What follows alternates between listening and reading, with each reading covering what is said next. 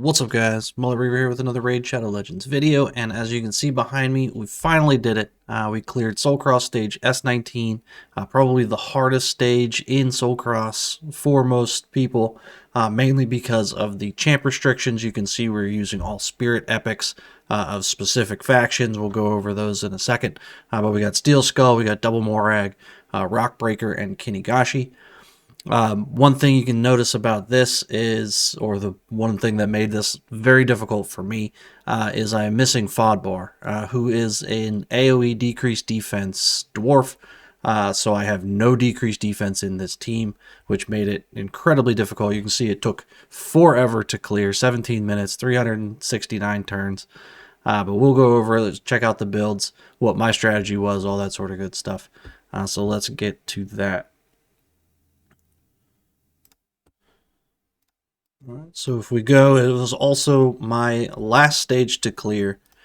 So I am one of now 45 people that have cleared all 101 stages. I was number 40 whenever I did this last night. Sitting currently at 36 in the global standings. We'll take it. So you can see as far as the stage goes, we've got dwarves, we've got skinwalkers, and we've got shadowkin, all spirit epics and rare champs. Not a huge selection that we have here. I actually built several champions for this stage and was trying them out. Very unsuccessful on some of them. I already had Gory built, but I tried them out. I tried Melga, we tried Gnarlhorn, I built a Fane for this. All unsuccessful. Fane actually has decreased defense and weaken, so she made killing individuals a little bit easier. However, she's super squishy and died right away. So the champions we went with were the ones that we just saw. So let's take a look at their builds. First off, so for my builds, because I do not have that decreased defense and weaken, they are pretty crazy builds. But one thing that helped me a lot, which I'll show you, is actually focusing on resistance for a bunch of champs. So this is going to be our first Morag, 4-star awakened. It helps, but I mean, just for damage mainly. You can see she is in a stun set. We've got stun sets on just about everybody we can. Or I've tried stun sets on everybody we could, at least. In this case, we've got a stun set. We also have a 4-piece stone skin. This is specifically for the first wave, the opening of the first wave, when we get counterattacked by the Tauruses. So we've got that. I don't have as much resistance on this Morag, mainly because we have the 4-piece stone skin. 323, you actually need about 400 to 420, so this is really not doing much good. 46k HP, 5.6k attack. Everybody you want to be over, I believe, 236 speed. I believe the fastest champ in the waves is 236, so you want to be faster than that for everybody, so you at least get to go first. Crit cap, 279 crit damage, and again, some resistance, but that is really not enough to resist anything in the stage, but we do have that stone skin on her. For masteries, we are down to Fearsome Presence. That is because we want to get those stuns off. And then down the attack tree just for a little bit extra damage, a little bit extra crit rate, things like that. So built for damage, but in a stun set, and then in a manner to deal with the stuns that come our way. Take a look at the second Morag. This one is again in a stun set. She actually does have enough accurate or resistance for her, about 399 there. It's actually a little light, but it is what it is. 41k attack, or HP, almost 5k defense, 245 speed, crit cap to 192 crit damage. Masteries, same thing, down to Fearsome Presence. Got that extra chance for the stuns. Next up, we've got, what do we want to look at? Let's go Rockbreaker. Rockbreaker I got in Reflex set. He is my control. One of the important things going through all of these waves is being able to control the enemy. certain champions will mess your run up real fast. Other ones, as far as, because this is mostly all defensive champions, they can take a hit. So some of the champions are allowed to attack, like the Tauruses don't actually hit super hard on a defensive-based champ, that is. So they're allowed to attack. However, if Mari gets a turn, if the Krupmars in stage 2 get turns, things like that, can make your run go south real quick. So I have him in Reflex. That way we can, also a couple of refresh accessories. That way we can cycle back to his AoE provoke as often as possible. He's got 57k HP, almost 4k defense, 239 speed, almost crit capped. I was just trying to get a little bit of damage in him, but I wasn't focused. We've got 350 accuracy, and then 420 resistance. So the nice thing about this, the adding the resistance on him is actually going to come into play on wave 2, and I'll explain where that comes into play. But the resistance on him is actually pretty clutch. As far as masteries go, actually should have not. This was, again, I tried many different builds. I have Fearsome Presence because he was in stun set. He also at one point had the Frostbite set on. He doesn't actually need this, so I would probably either go to Unshakable or down the support tree. But I didn't reset his masteries for this run, so you can put basically whatever you want on him, depending on the gear sets that you have. We've got Kinigashi. Kinigashi is a reviver. She's also an ally attacker, so adds a little bit of damage for us. We've got her in a stun set, refresh accessory as well. Main stats, we've got basically just building her tanky.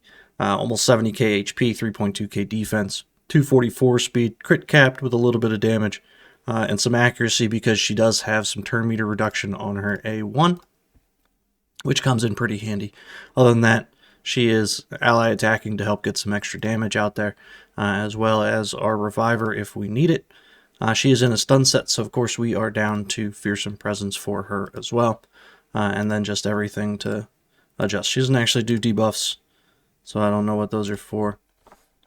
But I tried so many things, I don't remember which way or why I did some of the stuff that I did for him. And then last but not least, we've got Steel Skull. Steel Skull, we've got just super tanky in Relentless, providing as much heal as we can, just try to keep everybody alive. So in Relentless, double refresh. We've got 55k HP, 3.2k defense, 248 speed, crit capped, enough resistance for us. Masteries, again, down to Fearsome Presence, because at one point he was in a stun set. He is not anymore, so we don't actually need that. But Cycle of Magic, of course, to try to get back to our skills. Things like that. One thing that you want to pay attention to for him is actually you do not want accuracy, because on wave 1, it is quite annoying. So his A1 puts up poisons, and Mari's passive states that if you put poisons up on any of the enemies, she will put block damage up. So try to avoid that, because that's an instant fail. Alright, so let's look at the run. We'll fast forward it, it's a recording, or we'll skip through parts and things like that. But let's go over that, and I'll show you what I was doing as far as targeting goes, and what ended up being successful for me. Alright, so here we are at the run. You can see we just lost on this one. So we'll go to our successful run here. The way I've started it is obviously the Steel Skull, you want to be faster because you do want to get the increased defense up first. And then we want to ally attack the Marishka. So one of the reasons that we have the Stone Skin and the resistance is that we can tank the counterattacks from the Tauruses without getting stunned. And actually, this one got stunned. But we do have a cleanse that we can do. We're able to take most of her down on that first try.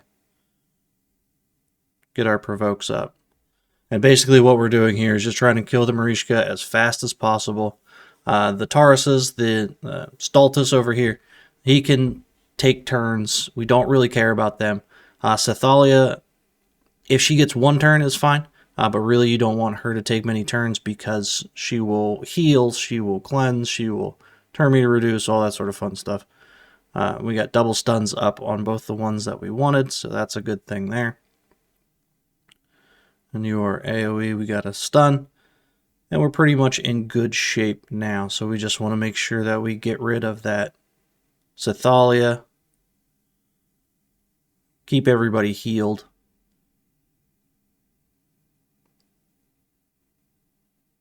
And it's pretty smooth sailing. So we're just going to focus on the Sethalia. Again, if she gets a turn, it's not terrible. There's our turn meter decrease. Then we got a stun up. And that's pretty much how it goes for wave 1. So get rid of that Mari as fast as possible.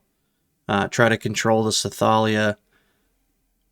If you get the stuns up on the DPS champs over here, that is fine. However, they are not going to do too much to you as long as you don't let them get buffs up and things like that.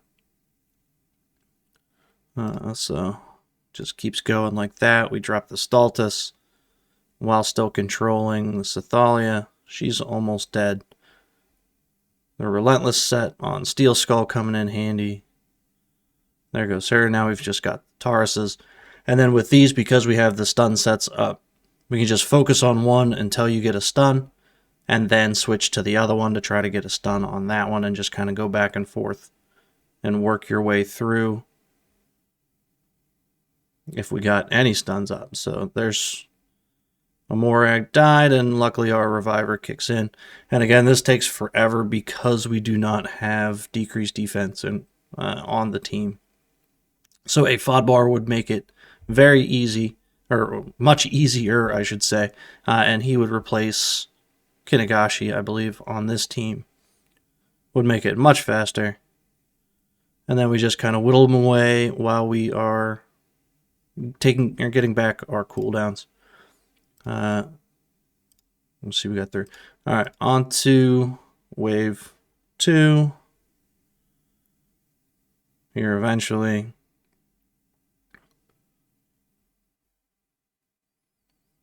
At some point now, we will get to wave 2. There we go. So now for wave 2, the strategy here is obviously Sulfurion can mess your day up really quick. However, he can A1 just fine. So if we can control him with the provokes, we don't necessarily need to focus on him, but we do want him to die pretty soon because he can revive, he can HP burn everybody, and you just don't want him to do that. However, the biggest concerns here are the Krokmars. They, every time they attack you, they will reduce either your attack or your defense, depending on which one's higher, and your resistance or your accuracy, whichever one is higher. So that again comes back to putting the resistance on our Rock Breaker. So with the provokes, he's the one that's going to get hit. Having higher resistance, they will reduce his resistance instead of his accuracy. One of the biggest pains of this run is the longer it takes, the harder it is, because they will attack. They will reduce your accuracy, and you will no longer be able to provoke them. That is an instant loss. So being able for them to reduce the resistance instead of your accuracy means you're not risking your ability to provoke. Instead, you're just reducing their resistance, which doesn't come into play much here. So we want to focus on those Krokmars while still trying to keep that Sulfurion in mind. So try to stun as many of them as possible. The Basalthas can ruin your day as well, so making sure to control them, but the provokes do a pretty good job of that. If they A1, it's not a big deal. It's when they do their extra skills, because they have an AoE stun, things like that. So you can see we are getting our stats decreased, but it is our resistance, not our accuracy. Get our AoE here. I think we get rid of one Krokmar here in just a second. Oh, we got a stun up. Yeah, there goes one. So now we've got the Sulfurion is controlled. We got cycled back to our provoke for Rock Breaker. That's where the reflex set comes in handy. And we are just bouncing back and forth. So it's all about control on this wave. A1s are okay. Anything else is bad news. So try to avoid that as best you can. There goes this Basalthas with an AoE stun. Only got 2 of us. Again, where the resistance comes in handy. Then they got strengthen and continuous heal. We got a provoke resisted. Heal back up. Increase defense.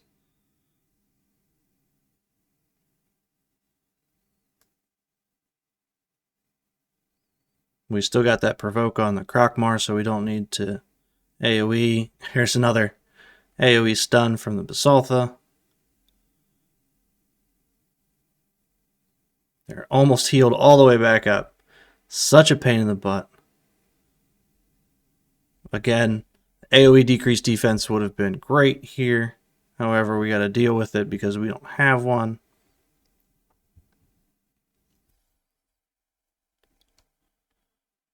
And we just keep going back and forth until we eventually whittle them down. You can see there we dropped the Sulfurion.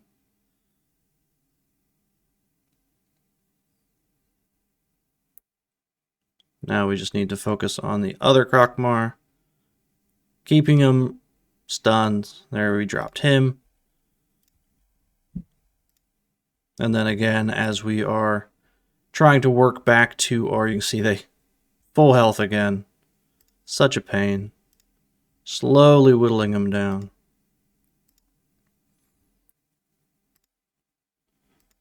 And there we go. So just working back to our cooldowns. So we're just constantly A1ing. One of them is not going to kill us. We get the stuns up. Slowly whittling them down. 13 minutes into the run. And on to wave 3. Now for wave 3, obviously we can't provoke the Jinwang, so we want to focus on him. So we're going to start with some ally attacks. The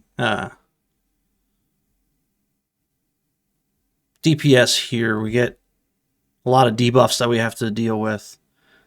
They don't hit terribly hard as long as we can get them down quickly. There goes our provokes, got cleansed. So they start coming at us hard here. We get provoked. We get decreased crit rate, or crit damage. Or no, crit rate. We got block active skills. We can't do a whole lot of much. But we're all tanky, so we survive. There's one more down. Almost the second Morag down. Looking pretty bleak.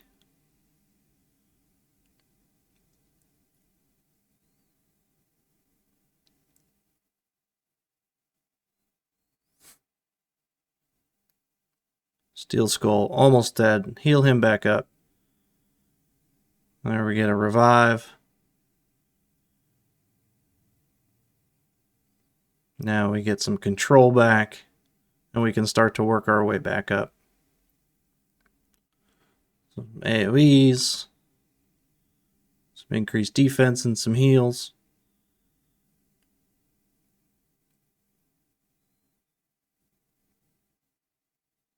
Just try to pick them off one at a time.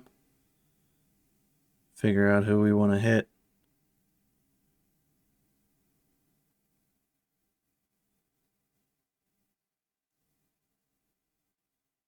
There we got a stun.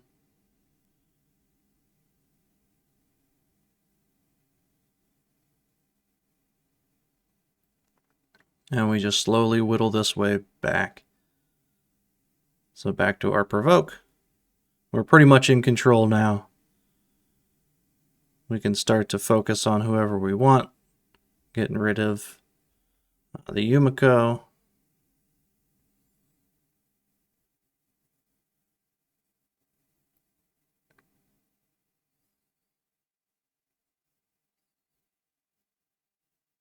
And that's pretty much it. Slowly, one by one, we go through them.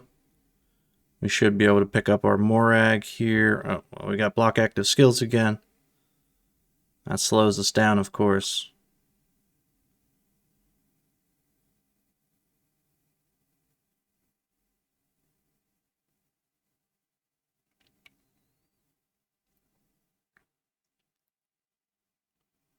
There we go, got a counterattack, and he's gone.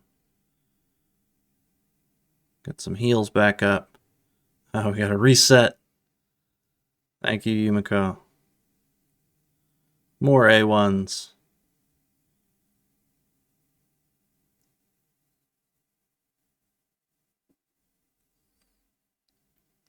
That's all we needed. Just her and us now.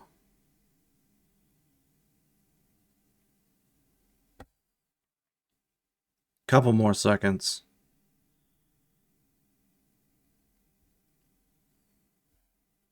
Get the revive in. Just to 3-star it if that was actually a thing. And there we go. We did it. We won all 101 stages. Giant pain in the butt this one was. If you have a FOD bar, you're lucky. I could not even pull one, trying very hard to do that. But that's it. That's this one. It was a little bit longer, but I appreciate you hanging out. We'll catch you guys in the next one. See ya.